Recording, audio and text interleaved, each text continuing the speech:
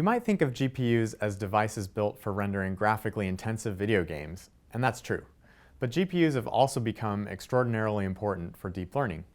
GPUs are optimized for high throughput computation, whereas CPUs are mostly optimized for latency, running a single thread of instructions as quickly as possible.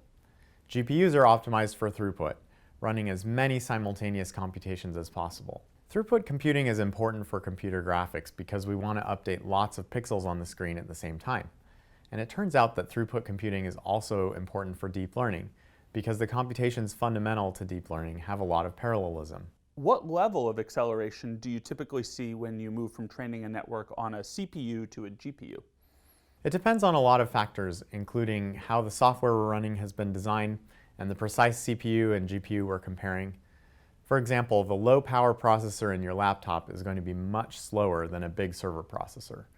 But a rule of thumb would be that networks train about 5 times faster on a GPU than on a CPU. That's similar to what I've seen.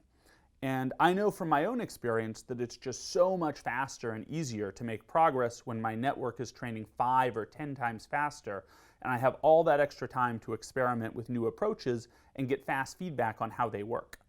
Another good approach for getting fast feedback is to use transfer learning to take advantage of networks that have already been trained instead of just starting from scratch every time.